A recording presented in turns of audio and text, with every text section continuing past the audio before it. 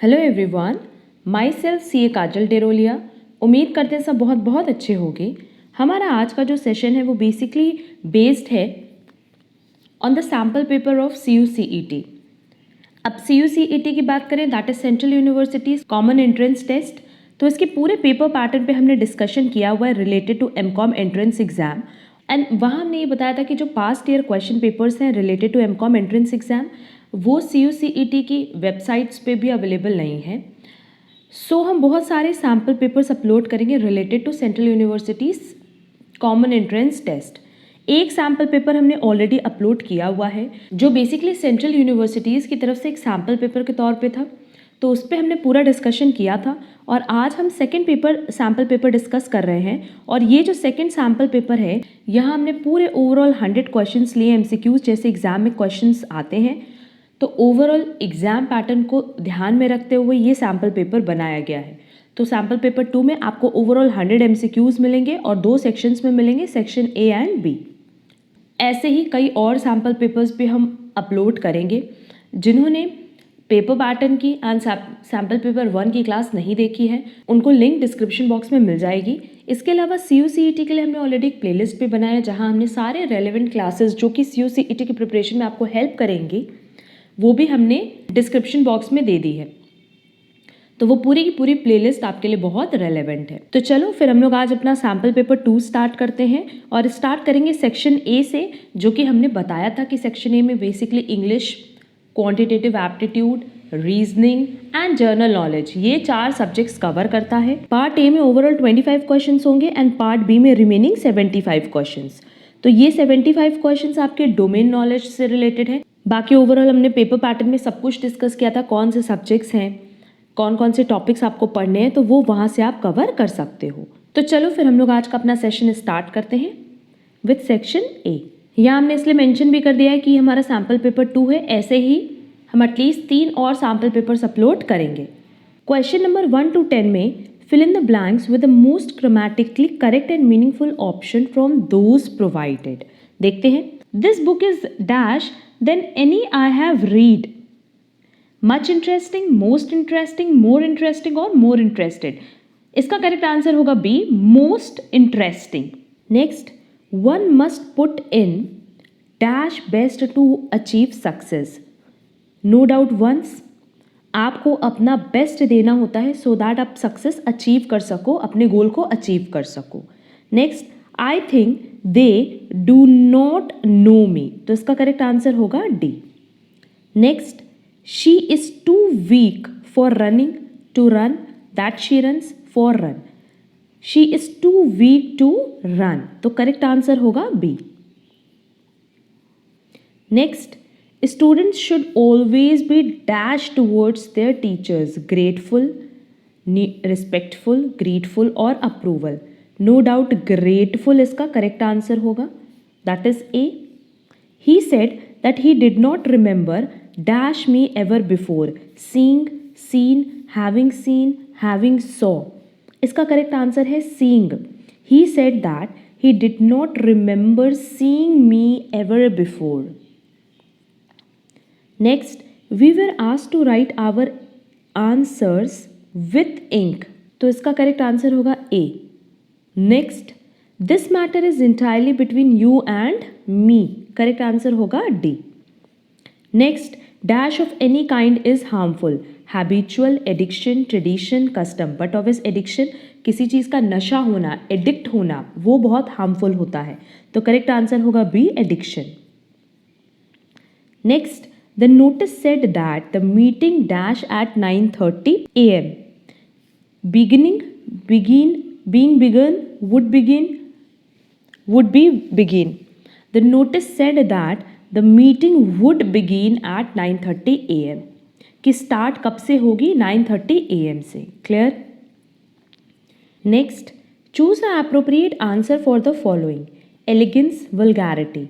Elegance, vulgarity. अब elegance का opposite है वल्गैरिटी, वैसे ग्रेसफुल मतलब ग्रेस और ब्यूटीफुल, अब उसका अपोजिट क्या होगा? अगली। तो करेक्ट आंसर होगा awkward. Next, which number will come in the blank space. अब देखो इनमें हम देख लेते हैं कि कॉमन क्या है। 1 के बाद 6 आ रहा है, डिफरेंस कितना है 5, देन 6 के बाद 13 तो डिफरेंस है 7, देन डिफरेंस है 9 एंड देन डिफरेंस कितना है 11। अब अगर देखो यहाँ से शुरू करें तो सब में 2 2 का डिफरेंस है, 5 + 2 7, 7 + 2 9, 9 + 2 11 है ना। तो इसका मतलब आगे जो डिफरेंस होगा वो कितने का होगा, 11 + 2 दैट इज 13, तो 33 + 13 टोटल कितना हो जाएगा 46। तो इसका करेक्ट आंसर होगा सी 46। Next, when Anuj saw Manish he recalled he is the son of father of my daughter who is Manish.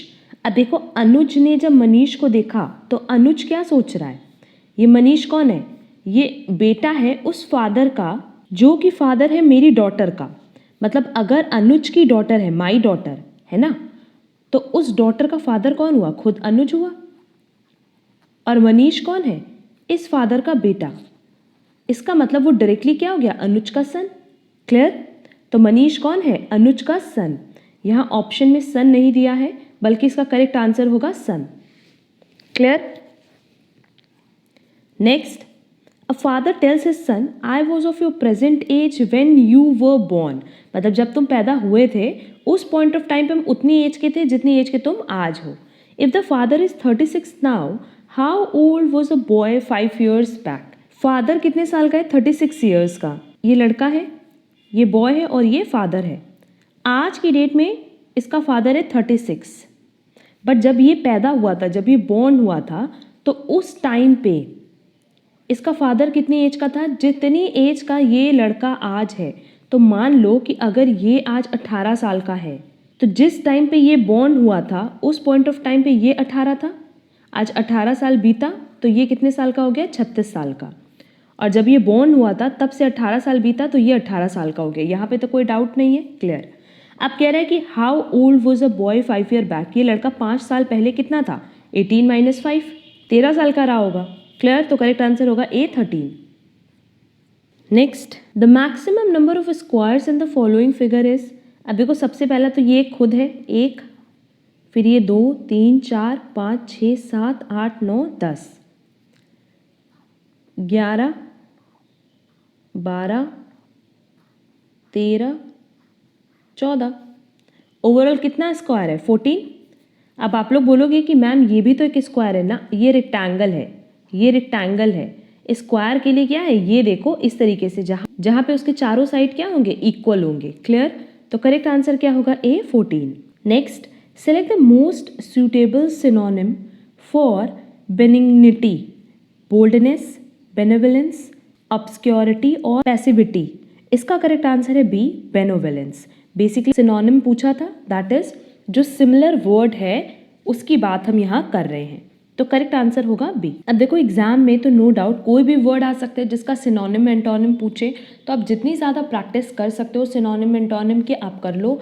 और अगर आपको इसकी लिस्ट की रिक्वायरमेंट होगी तो आप हमसे आप कमेंट बॉक्स में कमेंट करना, तो हम आपको इसकी पूरी लिस्ट प्रोवाइड कर देंगे जहाँ बेसिकली कुछ इंपॉर्टेंट वर्ड्स के सिनोनिम्स एंड एंटोनिम्स दिए होंगे।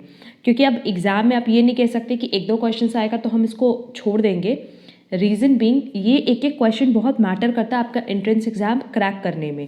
तो ये क्वेश्चंस आपके लिए ये टॉपिक आपके लिए बहुत रेलेवेंट है, जहां हम लर्न करने की कोशिश करेंगे सिनोनिम्स एंड एंटोनिम्स को। तो ये टॉपिक्स जो रिलेटेड है सिनोनिम्स एंटोनिम्स से, ये आपके लिए बहुत रेलेवेंट है। Clear. Next, select the most suitable antonym for ductile. Antonym मतलब अपोजिट की बात कर रहा है। इसका करेक्ट आंसर होगा डी, ब्रिटल। क्योंकि ब्रिटल का मतलब बेसिकली क्या होगा, हार्ड। डक्टिल मतलब सॉफ्ट, तो उसका अपोजिट क्या हो जाएगा, हार्ड। क्लियर। तो करेक्ट आंसर होगा D. Next, identify the meaning of idiom cut no ice. Unable to perform, feel uncomfortable, come to nothing, have no influence or effect. Cut no ice का मतलब क्या है, have no influence or effect. Next, select the pair which shows the same relationship as a capitalized pair of words. Horse का pair क्या है, riding, car driving, cycle pedalling, boat voyaging, skate dancing. Correct answer क्या होगा, car driving. क्योंकि जैसे horse का riding है वैसे कार का क्या है, driving. Next, choose the correct option. अब देखो इसमें बेसिकली क्या है कि फर्स्ट डिवाइड किया है देन माइनस। हम लोग यहाँ अप्लाई करेंगे बॉडमास का रूल, और बॉड मास मतलब पहले ब्रैकेट ऑफ होगा, then division, multiplication, addition and then subtraction. तो पहले इसको डिवाइड करेंगे और देन सब्ट्रैक्ट करेंगे। क्लियर? तो डिवाइड करने पे आएगा 36 माइनस 6 इज इक्वल टू 30। तो इसका करेक्ट आंसर क्या होगा? B. The average of first 50 natural number is, अब देखो नेचुरल नंबर बेसिकली क्या है, 1 2 3 4 से लेकर के कहाँ तक पूछ रहा है, 50 तक। तो जब हम 1 + 2 + 3 ऐसे करके टोटल 50 तक टोटल करेंगे ना, तो आएगा 1275। और एवरेज कितने नंबर का करना है, 50 का, तो डिवाइडेड बाय 50। जब हम इसको सॉल्व करेंगे तो हमारी वैल्यू आएगी 25.5। तो इसका करेक्ट आंसर होगा D. Next, what is 15% of 34? तो इस क्वेश्चन में तो डायरेक्टली हम क्या करेंगे, 34 मल्टीप्लाई बाय 15%। इसका करेक्ट आंसर आएगा D, 5.10। Next, Sam purchased 20 dozens of toys at the rate of 375 per dozen. He sold each one of them at the rate of 33. What was his percentage profit? अब देखो profit percentage के लिए हम लोग को simply क्या चाहिए, selling price चाहिए एंड कॉस्ट प्राइस चाहिए। सेलिंग प्राइस तो दिया है 33 ईच, पर पहले कॉस्ट प्राइस कैलकुलेट करो। कॉस्ट प्राइस दी हुई है, कह रहा है कि 375 रुपीज़ है, पर क्या है, पर डजन। पर ये 375 किसके लिए, पर डजन, और डजन में कितने आइटम्स होते हैं, 12 आइटम्स। तो हर एक आइटम की कॉस्ट कितनी हो गई, 31.25। क्लियर? अब देखो 31.25 का सामान हम कितने पे सेल कर रहे हैं, 33 पे, तो हमारा प्रॉफिट कितना है, 1.75। और हमें परसेंटेज प्रॉफिट निकालना है, तो नो डाउट हम इसका परसेंटेज कैलकुलेट कर लेंगे। क्लियर? अब परसेंटेज प्रॉफिट सिंपली हम लोग कैसे निकालेंगे, profit divided by cost price multiply by 100। Profit कितना आया था, 1.75, कॉस्ट कितनी थी, 31.25 मल्टीप्लाई बाय 100। इसको सॉल्व करने पे जो हमारी वैल्यू आएगी वो आएगी 5.6। तो करेक्ट आंसर होगा C, 5.6। Next, if 2a is equal to 3b is equal to 4c, then a is to b is to c is, no doubt ये रेशियो क्या हो जाएगा, 2:3:4। तो करेक्ट आंसर होगा A. Next, in which country the new parliament building has been build by India? इसका correct answer है B, Afghanistan. तो देखो ये ओवरऑल 25 क्वेश्चंस थे जो कि रिलेटेड थे सेक्शन ए से। एंड अब हम लोग चलेंगे अपने डोमेन नॉलेज से रिलेटेड क्वेश्चंस पे, दैट इज सेक्शन बी पे। हमारा फर्स्ट क्वेश्चन है, विच of the following is not an objective of competition act 2002? इसका करेक्ट आंसर होगा regulation of combination, prohibition of abuse of dominant position, ये objective है। Prohibition of restrictive trade practices भी है and prohibition of anti competitive agreements भी है। But regulation of combination ये इसका ऑब्जेक्टिव नहीं है, क्योंकि बेसिकली रेगुलेशन ऑफ कॉम्बिनेशन मतलब क्या, कि कोई भी पर्सन एंटर नहीं कर सकता एक ऐसे कॉम्बिनेशन में जो कि एप्रिशिएबल एडवर्स इफेक्ट डाल सके ऑन कॉम्पिटिशन। क्लियर? मतलब आप किसी भी ऐसे कॉम्बिनेशन में या किसी भी ऐसे एक अग्रीमेंट में एंटर मत करना जो कि कॉम्पिटिशन को इंडियन मार्केट में एडवर्सली इफेक्ट कर सके, क्योंकि अगर आपने ऐसा कोई कॉम्बिनेशन किया है तो उसको वॉइड माना जाएगा, कहाँ, under provision of competition act 2002। Clear? तो इसका करेक्ट आंसर होगा D. Next, consumers have the right to be protected against goods and services that are hazardous to life and property, to assured wherever possible access to a variety of goods and services at notional prices। अब इसमें देखो first वाला जो point है ये तो right to safety का point है, ये करेक्ट है। सेकेंड वाला पॉइंट अगर देखा जाए तो ये राइट टू चूज है, ये भी करेक्ट है। बट ये नोशनल प्राइजेस पे नहीं पॉसिबल है, ये पॉसिबल है only on competitive price. Clear? तो इसका मतलब फर्स्ट स्टेटमेंट हमारा कंप्लीटली करेक्ट है और सेकेंड स्टेटमेंट पार्शली करेक्ट है। तो इसका करेक्ट आंसर क्या होगा, C, only first is correct. Next, which of the following is not an element of the micro environment of business? Micro मतलब simple सी बात, माइक्रो मतलब जहां हम बात करते हैं इंडिविजुअल यूनिट्स की। अब माइक्रो इन्वायरमेंट में क्या क्या चीज़ें आती है, देखो फर्म सप्लायर्स आता है, कॉम्पिटिटर्स आता है, मार्केटिंग इंटरमीडियरीज आएंगे, कस्टमर्स इसका पार्ट है एंड पब्लिक्स इसका पार्ट है। But trade policy micro environment का पार्ट नहीं है। तो करेक्ट आंसर क्या होगा, C. Next, match the following legislations with the year of their enactment. जब वो बना था, दैट इज इनैक्ट हुआ था, उसके बेसिस पे आपको इन चारों एक्ट्स के ईयर्स बताने हैं। फर्स्ट हमारा industries development and regulation act, basically 1951 में बना था। तो देखो ए का आंसर क्या होगा, सेकंड, जो कि लास्ट दो ऑप्शन में दिया है। Then FEMA that is foreign exchange management act, ये 1999 में इनैक्ट हुआ था। बट हम यहाँ पे बता दें फेमा के पहले क्या था, एमआरटीपी एक्ट था, और एमआरटीपी के बाद फेरा एक्ट आया। आफ्टर दैट एमआरटीपी को रिप्लेस किया फेरा ने, और फेरा को रिप्लेस किया किसने, फेमा ने। क्लियर? तो फेमा बेसिकली 1999 में इनैक्ट हुआ था, तो बी का आंसर क्या होगा, थर्ड, जो लास्ट के अगेन दो ऑप्शन में दिया है। Next SEBI that is securities exchange board of India, इसका इस्टेब्लिशमेंट हुआ था 12 अप्रैल 1988। क्लियर? इस्टेब्लिशमेंट हुआ था, बट इसको स्टैट्यूटरी पावर मिली थी 30 जनवरी 1992 में। तो इसका मतलब सी का करेक्ट आंसर क्या होगा, 4। And MRTP that is monopolies and restrictive trade practices act, ये कब आया था, 1969 में। अभी हमने बताया कि एमआरटीपी एक्ट के बाद क्या आया था, फेरा, और फेरा बेसिकली था, फेरा का इनैक्टमेंट था 1973 का। उसके बाद फेमा आया, और फेमा आया 1999 में। क्लियर? तो ये तीन एक्ट बैक टू बैक एक दूसरे को रिप्लेस किए हैं, तो इसका करेक्ट आंसर क्या होगा, third. Next, which of the following is not an instrument of monetary policy. अब देखो अगेन मॉनेटरी पॉलिसी की बात करें तो दो तरह की क्रेडिट पॉलिसी या मॉनेटरी पॉलिसी है। फर्स्ट वन इज क्वांटिटेटिव, सिर्फ नाम ही डिस्कस करेंगे हम, and second one is qualitative, और ये दोनों बेसिकली आरबीआई यूज करती है टू क्रेडिट कंट्रोल। क्वांटिटेटिव में क्या क्या चीज़ें हैं, CRR, SLR, open market operation, bank rate, repo rate, reverse repo rate. और क्वालिटेटिव में क्या चीज़ें थी, जैसे डायरेक्ट एक्शन हो गया, मॉरल सुएशन हो गया। क्लियर?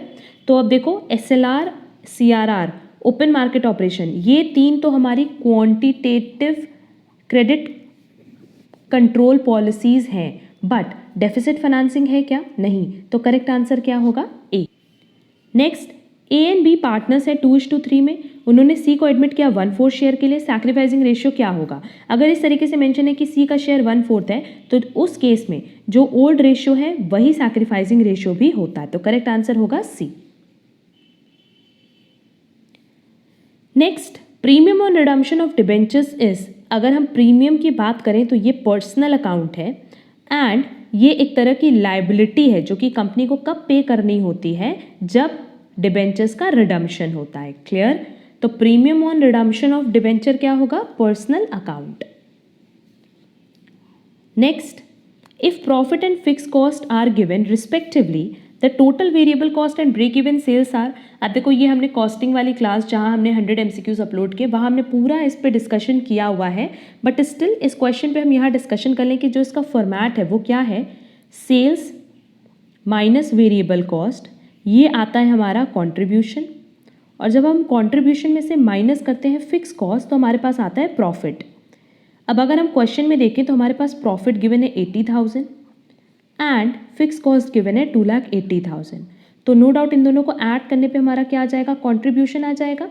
और हमसे क्वेश्चन में पूछा है कि हमारी ब्रेक इवन सेल्स क्या होगी, और साथ ही साथ क्वेश्चन में हमसे ये भी पूछा है कि वेरिएबल कॉस्ट क्या होगा, बट इन दोनों को ही कैलकुलेट करने के लिए हमारे पास कोई सफिशिएंट इन्फॉर्मेशन नहीं दी है। क्लियर? तो देख लेते हैं कि कहाँ सेल्स को वेरिएबल कॉस्ट से माइनस करने पे डिफरेंस 3,20,000 आएगा, वही हमारा करेक्ट आंसर हो जाएगा।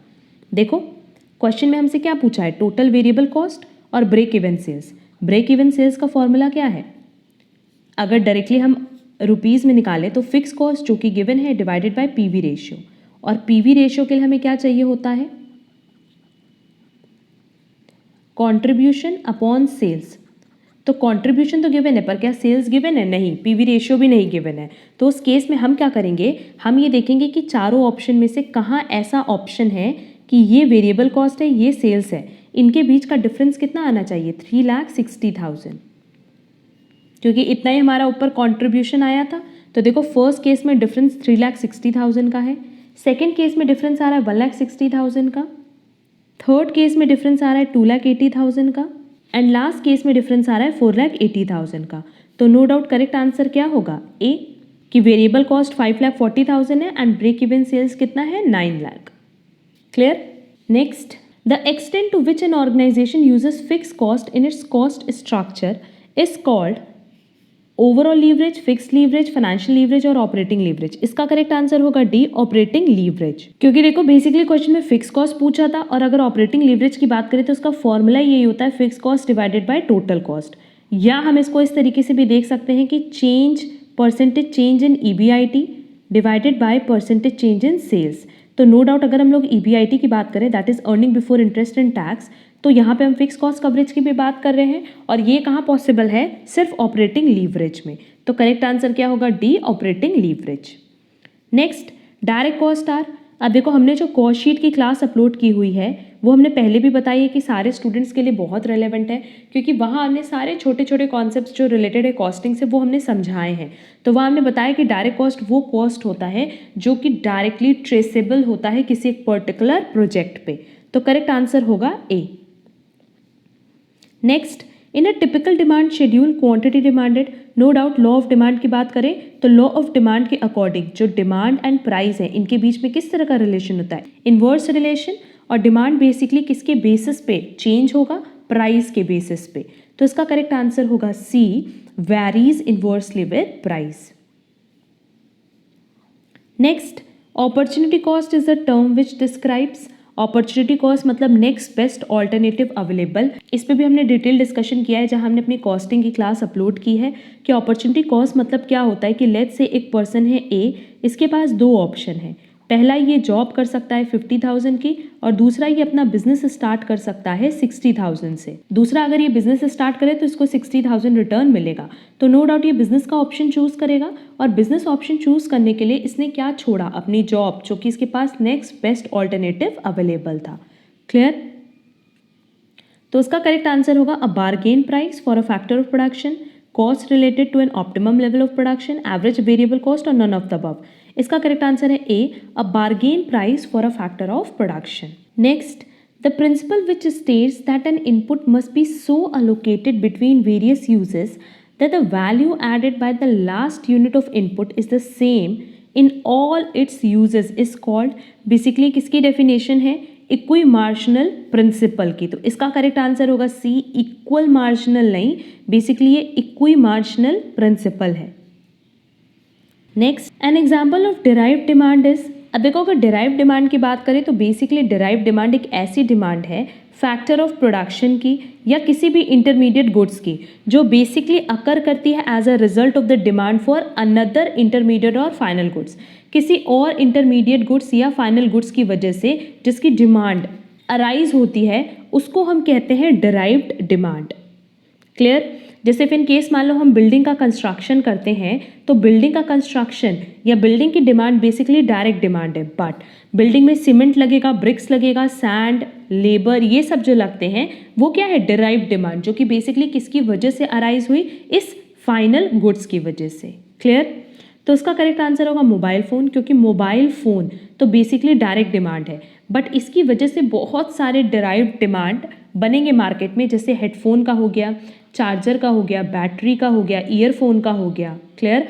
तो करेक्ट आंसर क्या होगा, D, mobile phone. Next, king demand curve approach is concern with, अब देखो ओलिगोपोली मार्केट में क्या होता है ना कि हमारा जो डिमांड कर्व है वो इस तरीके से बनता है, टूटा हुआ किंग डिमांड कर्व। अब किंग डिमांड कर्व बनने का रीज़न यही है कि क्योंकि यहाँ पे फ्यू सेलर्स होते हैं, तो इफ़ इन केस मान लो आप अपनी प्राइस डिक्रीज़ करोगे तो नो डाउट कुछ टाइम के लिए आपकी डिमांड इंक्रीज़ हो जाएगी, बट बाद में सारे कॉम्पिटिटर्स आपको फॉलो करके प्राइस डिक्रीज़ कर लेंगे और वो भी उसी लेवल पे आपको कॉम्पीट करेंगे। एंड इफ़ इन केस मान लो आपने प्राइस राइज किया तो नो डाउट आपकी जो डिमांड है वो डिक्रीज हो जाएगी और कॉम्पिटिटर्स आपको फॉलो नहीं करेंगे, तो उस केस में आपके प्रोडक्ट की डिमांड क्या होगी, डिक्रीज हो जाएगी। जैसे इफ़ इन केस मान लो कोल्ड ड्रिंक मार्केट, तो आप सबने देखा होगा कि जो कोल्ड ड्रिंक मार्केट है ऑलमोस्ट सारी कोल्ड ड्रिंक्स का जो रेट है वो सेम होता है, क्योंकि वहाँ पे प्राइस का कॉम्पिटिशन नहीं होता, वहाँ कॉम्पिटिशन इस चीज़ का होता है कि कौन मार्केट में कितना शेयर कवर कर सकता है। क्लियर? तो kink demand curve approach basically किससे रिलेटेड है, ओलिगोपोली मार्केट से, एंड ये प्राइस रिजिडिटी को शो करता है, दैट इज इसका करेक्ट आंसर होगा C. Next, Karl Pearson coefficient of correlation that is R between two variables X and Y is equal to, ये किसके इक्वल होता है, square root of B X Y into B Y X. Clear? Basically correlation coefficient, ये square root होता है किसका? Coefficient of regression का। क्लियर? तो उसका करेक्ट आंसर क्या होगा? सी। अब देखो हमारा जो सेकंड चैनल है एक्सेल एडुकेयर कॉम्पिटिटिव एग्जाम्स, हम बहुत जल्दी उस पर correlation, regression, index number and other statistics and बाकी चैप्टर्स जो स्टैटिस्टिक्स के इंपॉर्टेंट हैं, सेंट्रल टेंडेंसी एंड डिस्पर्जन, सबकी इंडिविजुअल क्लास अपलोड करेंगे जहां हम उसका डिटेल कॉन्सेप्ट डिस्कस करेंगे और साथ ही साथ बहुत सारे एमसीक्यूज अपलोड करेंगे रिलेटेड टू स्टैटिस्टिक्स। तो वो चैनल पे आप सब्सक्राइब कर लेना और वहाँ हमने ऑलरेडी बहुत सारी क्लासेस अपलोड की हुई है रिलेटेड टू स्टैट्स जो कि आपके एग्जाम के लिए रेलेवेंट है।